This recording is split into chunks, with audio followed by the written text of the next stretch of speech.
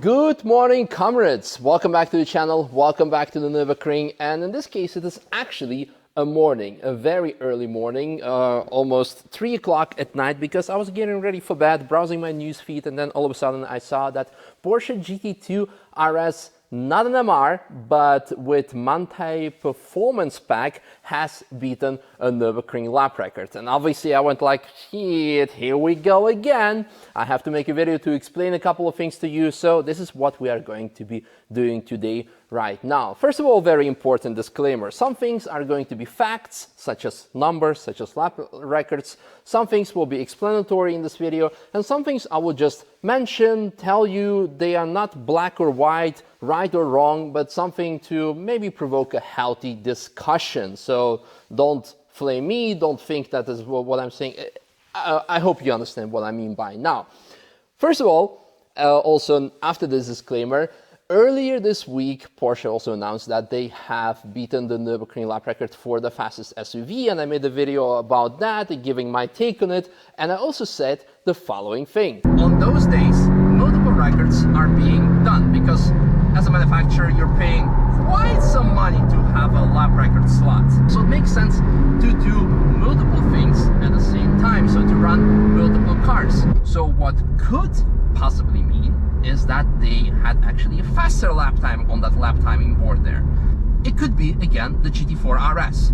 Because again, if we go back to that teaser Instagram post of Frank Stefan Walliser, the car is supposed to be unveiled this year. Now, alternatively, as recently announced, the Manthey-Racing parts of every Manthey-Racing parts, including the GT2 RS, are now officially certified by Porsche. So, like, they have the fancy name for it, T-Equipment. Maybe they want to rerun the record again, because we know that the lap time that was set 2018 by now with GT2 RS was not ideal. So unfortunately, it was not a GT4 RS. Maybe there was a GT4 RS running, only time will tell. But now we know for certain, for sure, that it was a GT2 RS, not an MR, but one with the performance pack from Manthey running that day. I will get to that point in a bit, but let's get started. I made some notes on my phone because it is again late. I also had a very eventful day with having all 4 of my wisdom teeth removed, so I'm sorry if my face is a bit bigger than it usually is. It's not fat, I'm still working out, I'm still getting ready for races, etc. So anyway, back on the topic. To start off, let's go back to 2017, 20th September to be exact. Lars Kern back then drove 6 minutes 47 seconds with the GT2 RS base model car. Also back then, this was I think one of the very first cars that I predicted the lap time of back in 2017. And the 6 minutes 47 was on the 20.6 kilometer track, because before 2018 everyone was using the so-called sport auto configuration where the track was shorter by approximately 200 meters. It had to do with safety, with the old track standards, etc., etc. And after 2018, Nürburgring put into existence so-called lap timing commission, lap timing services, and then they started using the full lap. Anyway, I don't want to go too much into details for 20th time already within a year after every lap record, so hopefully this will be probably one of the last lap records that will be using the 2 different comparisons to explain to people why is car going slower, why is it still a lap record, etc., etc. Anyhow, 2017 GT2 RS 6 minutes 47. Then later, a year later, on 25th of October 2018, the GT2 RS MR did 6 minutes and 40 seconds. That was against sport auto configuration of 20.6 kilometers. And if we equate that for a full lap, it was 6 minutes 44 seconds. However, 2 years later, to be precise, last year on the 4th of November 2020, Mercedes-AMG GT Black Series with Mara Engel behind the wheel did 6 minutes and 48 seconds, the full lap time. And this is something, again, going back to our disclaimer, this is something I'd like to believe what happened, but we don't know if that actually happened. I think AMG went to the Nürburgring and said like, yo, bro, we have a lap record, but GT2 RS MR, it's kind of aftermarket car, so it is maybe a street legal car, but not a production spec car. So could you please put us as a fastest road legal car and then put them in a spot of a modified car. And Nürburgring probably went, well, yeah, surely, it kind of makes sense. After which Porsche probably went like, you what, mate? Hold my beer. And then spent additional millions, gazillions of euros to homologate the Manthey-Racing parts and put them into so-called equipment parts. And this is why now it is not called a GT2 RS MR, and something that you see also on Porsche's press pictures. It is not an MR, but just a GT2 RS with a Manthey performance pack. So I believe this is what happened. On top, I was also saying that Porsche, Lars, Kern, everyone involved knew that the MR, or in this case, a performance pack car, would be able to go faster than a previously claimed 6 minutes 40, so they would rerun the record. But now they had an extra initiative, extra incentive. They did it. They are a lot faster, and they are now probably the fastest production car. But this is something that, again, we can speculate whether it is...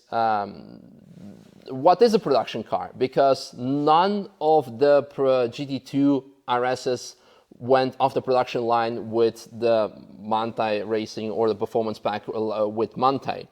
The car in the video, in the lap record, was running a different seat, which does not belong to a Manthey performance pack or any GT2 RS. It's also not a street legal seat.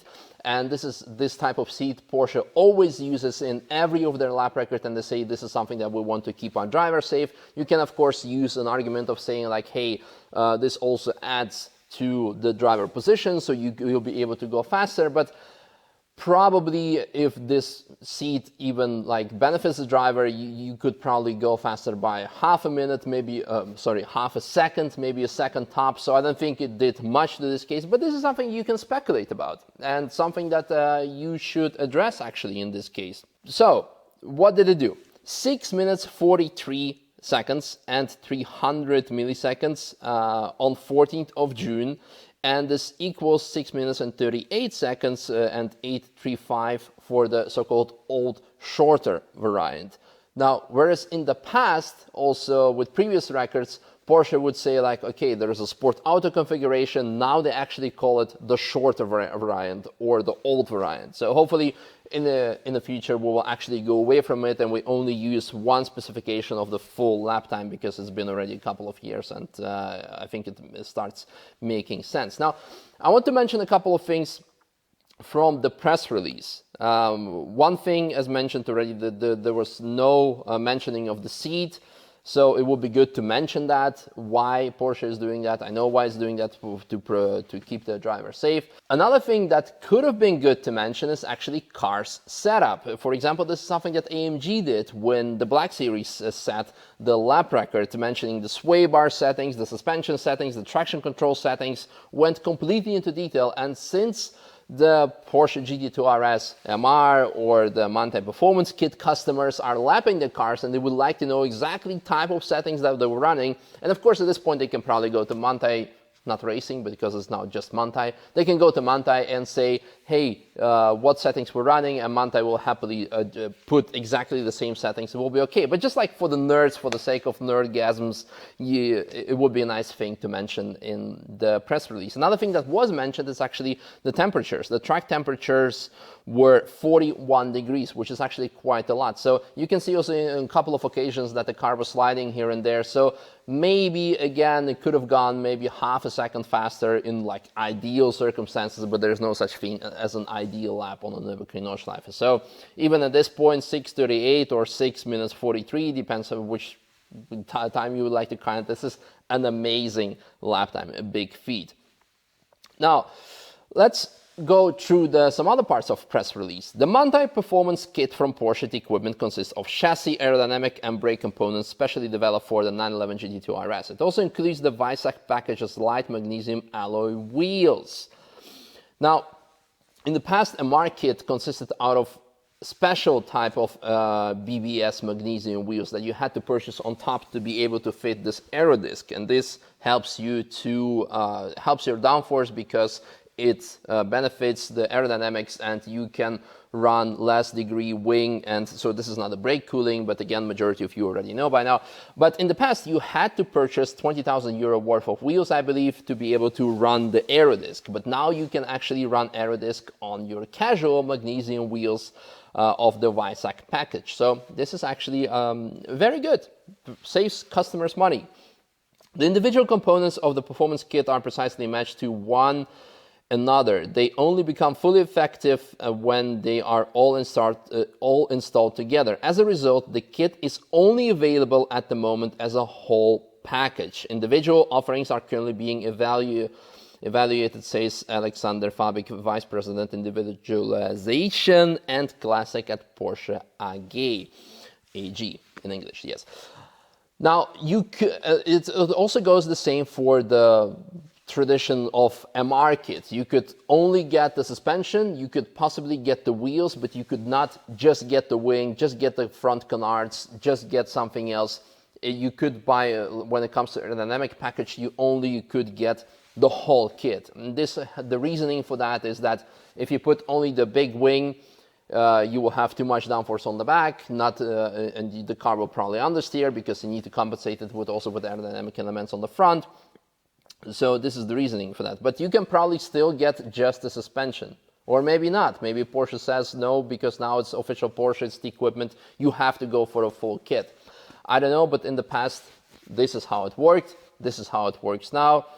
And speaking of aerodynamic components, another part from press release, aerodynamic components are the first things you notice. Yes, additional flaps on the front spoiler, increased downforce on the front axle in combination with a carbon underbody, and additional air guide elements in the area of the front wheels. Downforce increases from 49 to 70 kilograms at 200 kilometers per hour. And on the rear axle from 93 to 200 kilograms at the same speed. So more than double of downforce thanks to this massive wing. And this made possible thanks to a new rear spoiler, a modified diffuser, and aero discs on the rear wheels. What they also don't mention in the press release is actually this small ducktail, this gurney flap on top, and to be able to mount the spoiler, also this whole decklet is reinforced and it's a different decklet, actually, to be precise. So actually, I think it is worth mentioning. Now, the Manthey Performance Kit by Porsche Equipment is available to order now from Porsche centers for customers in Europe. Other markets will follow in time. In addition, a Porsche-approved warranty can now be purchased for every Porsche 911 GT2 RS with Manthey Performance Kit. I think it's great news for all the Porsche owners around the world, because in the past, you could only get the Manthey-Racing kit for if the car would be at Manthey-Racing, only in Germany. It would pretty much be impossible to do it in the US, and later they would extend their dealer network, so to say, and then it would be possible to get it in UK.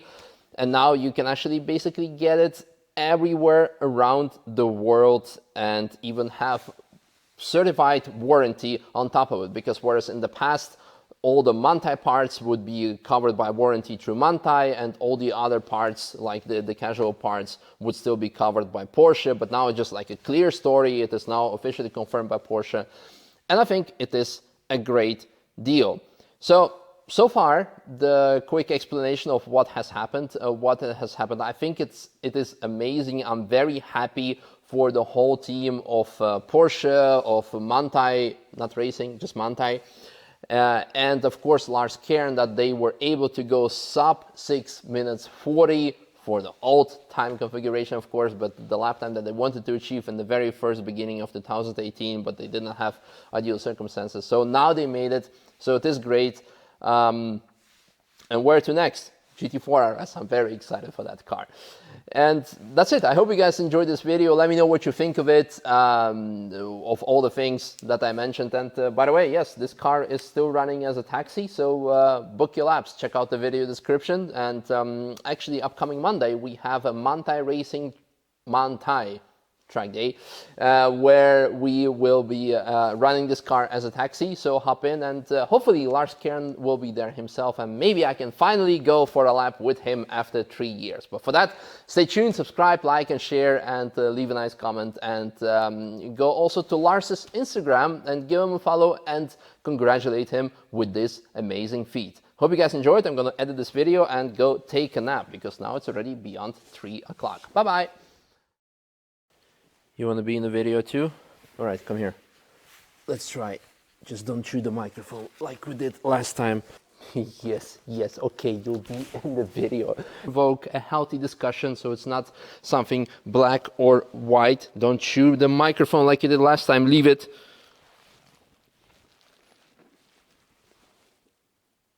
We're gonna work on your video appearances.